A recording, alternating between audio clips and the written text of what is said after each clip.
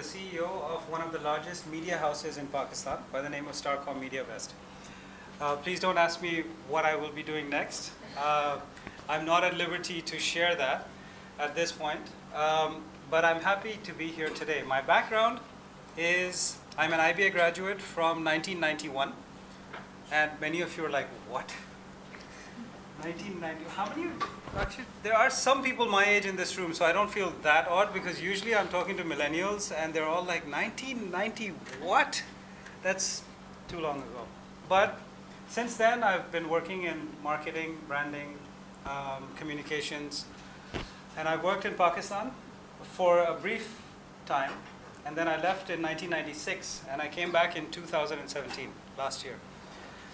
During that time, I worked in Dubai, I worked in Canada, in the US, in Saudi Arabia, worked on different categories, from ice cream to pharmaceuticals to fintech to, well, anyway, it's a long list. When you work for 20 plus years, by definition, it becomes a little long.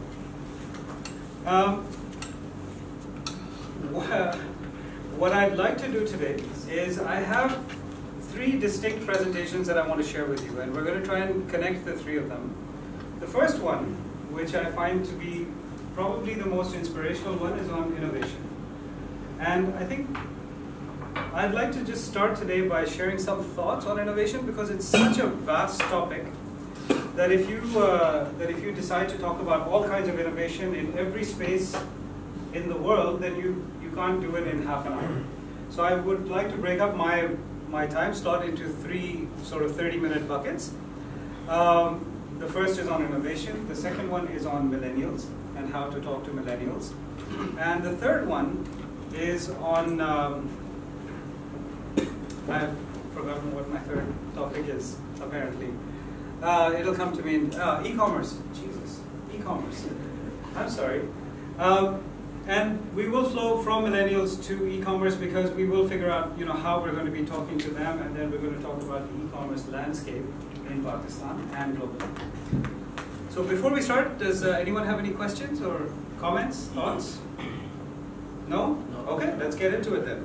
So, innovation. How many people here have heard of this author by the name of Noah Yuval Harari?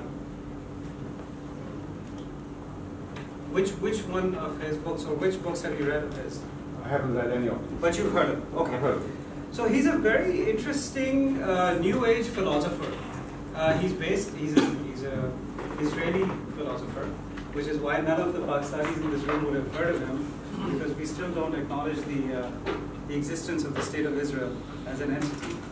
But this gentleman has written several books about the future of humanity and where we are going as a species, as a race. So, in one of his books, it's called Homo Deus, he talks about 3 needs of humanity that have been more or less overcome in the last 100 years. 3 needs that have been met. The first one that he talks about is war. And by this, he doesn't mean that wars have no longer exist in this world. That's not what he means. What he means is that wars, or global wars, the kinds that we saw in the last century and the century before that, which threatened to wipe out the human race as a species, are not likely to happen nowadays. Or the likelihood is much less. And now with North Korea and South Korea becoming friends, that's one other less chance of a global war being sparked by some nut job somewhere.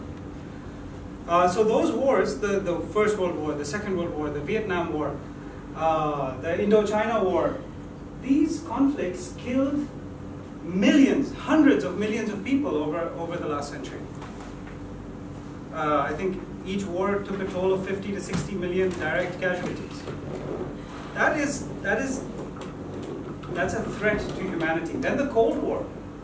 The fact that any day you could have woken up and either Russia or the US could have pressed one of the nuclear buttons and the world would have ended. That is, alhamdulillah, that's behind us.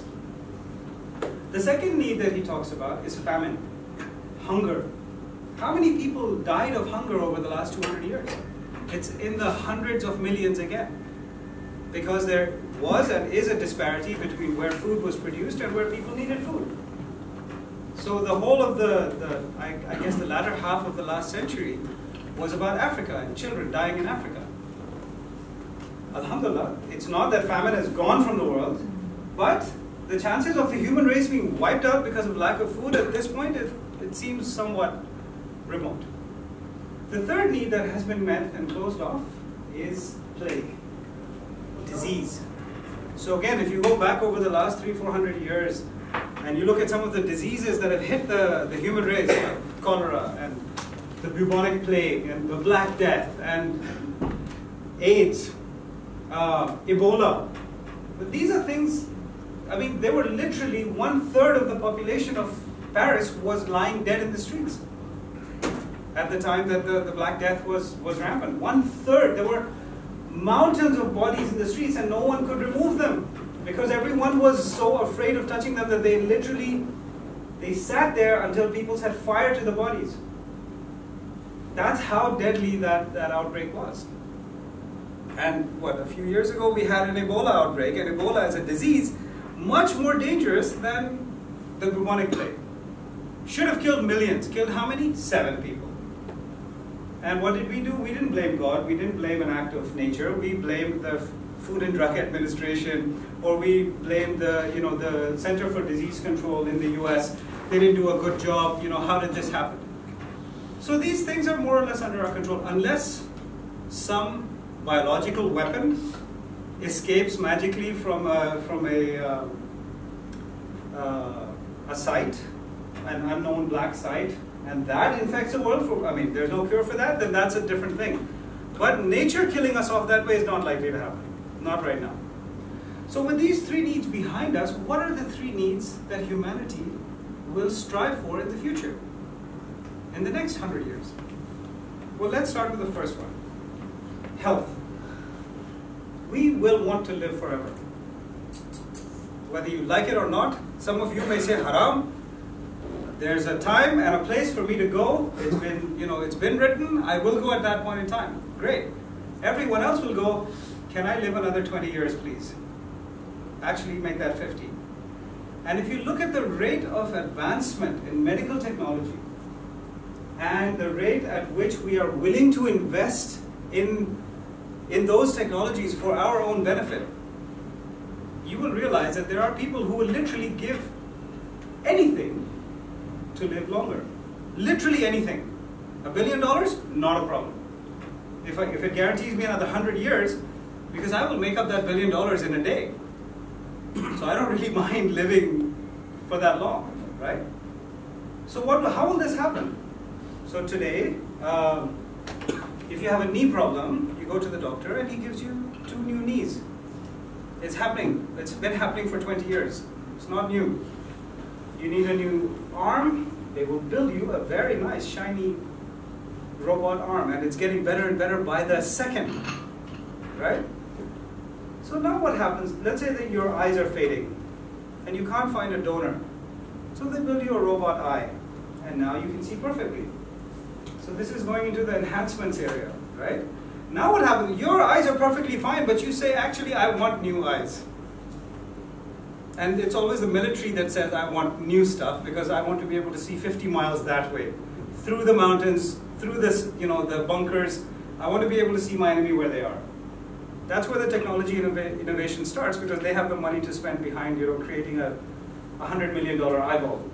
And then it becomes commercialized over time. But you say, no, I want this eyeball because I really like my neighbor's wife. She's hot. I want to be able to check her out while she's in the shower without her ever knowing that I'm checking her out in the shower. So at what point does this become, a very strange line that you're not willing to cross? And I'll tell you right now, all of those lines are going to get crossed. Those lines will not exist because they will be in our own minds. What causes death? Death is caused by the shutdown of organs. Right? Your liver fails, your kidneys fail, your heart fails, your brain fails. Something fails and you die because your body just cannot adjust. But today, there is a capability to build or grow your own liver from your own stem cells. So there's no chance of rejection. Just remove the old liver, put in a new liver. Good as new. Your brain starts fading, start replacing parts of the brain. Hell, replace the entire brain. Right? So, if you live longer and longer and longer, what happens to religion? Because religion is based on the idea of when I die, I have to answer to somebody. Right? I have to answer to God or whoever, whatever deity you believe in, you have to answer to them.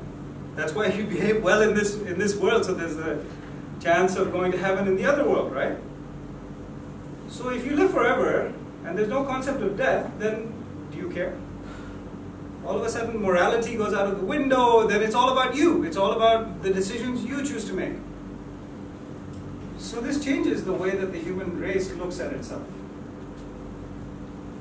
And it's, for me, frankly, it scares the crap out of me because I don't like the idea of living forever. But I also don't like the idea of dying before my time. So I don't know where this is going to net out. The second big need that the human race is going to subscribe to is pleasure, the need for pleasure. So there was a concept in the last 100 years that said every human being has the right to the pursuit of happiness. The pursuit of happiness. Not happiness, but the idea of chasing happiness. This is your right. But now, how many of you have a smartphone? I know every one of you has a smartphone. Some of you will have 2 smartphones. Why are smartphones so popular? Have you ever thought about it? It's because they allow you to connect to people in a different way than ever before in the history of mankind. So I post something on Instagram and someone gives me a thumbs up. One person gives me a thumbs up, or even better, a heart.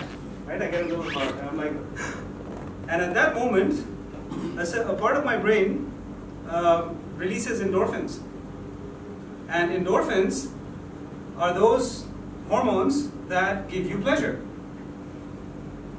Now, all of a sudden, I'm like, okay, wait, I want more of this. I want more hearts.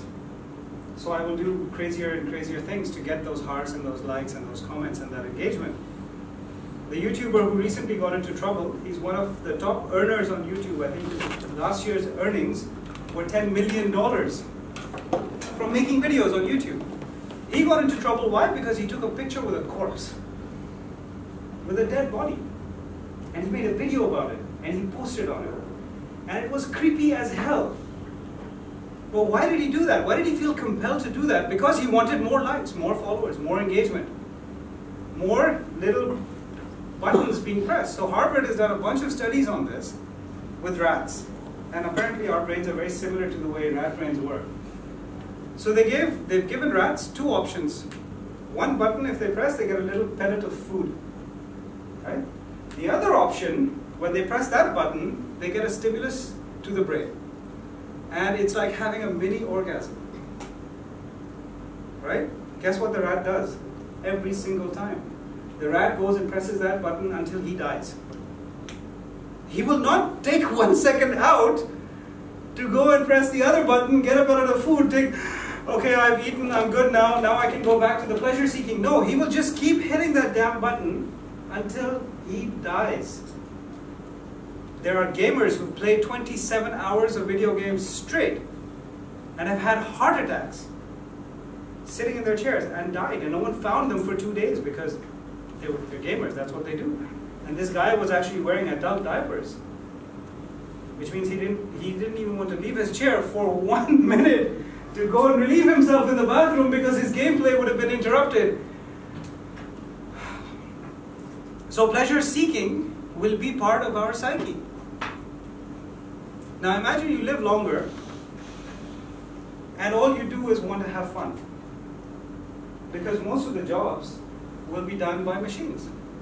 Statistics today say that 80% of the jobs in this room will be outsourced to machines in the next 10 years. जी, एक दूसरे को देख लें, वो भी out of job होंगे, वो भी out of job होंगे. सोचने की बात है, right? We are not thinking about this because we imagine somehow that Pakistan is living in a bubble, that Pakistan exists as its own microcosm in the big global landscape. So please understand something. Thanks to the internet and thanks to technology, you're not competing with Pakistanis. You're not competing with people who live in Karachi. You're competing on I mean, you guys know this because you're competing on a global landscape. The fact that your partners are here, all the way from Sweden, is an indicator of that. So all of a sudden, Thomas Friedman wrote a book a while ago called The World is Flat. And what he meant by that was that in this new world, you're competing with Chinese people and Indian people and European people every day. You don't realize it. If you just look around on the field behind you, they're all standing there. They're all right there behind you. So first it's going to be other people taking your jobs, and then it's going to be machines taking your jobs. And if you think that I'm exaggerating, please write this down. And when it happens to you, please give me a call and say, Umar, damn it, it happened. Because it will happen. It's inevitable. Whether you like it, whether you're ready for it or not, it will happen. Right? The third thing that we will be striving for is power. And I don't mean, God power, like Allah who built the universe, created planet. I'm not talking about that kind of power. I'm talking about superhuman type power. We all watch super powered movies like Batman and Superman and the Marvel Infinity War, which is the big new thing right now. So these are all people with one fantastic ability that no one else has. And we will strive to be like them. We will try to control the environment. I did it today when I came in here. I asked you if you could switch off some of the lights.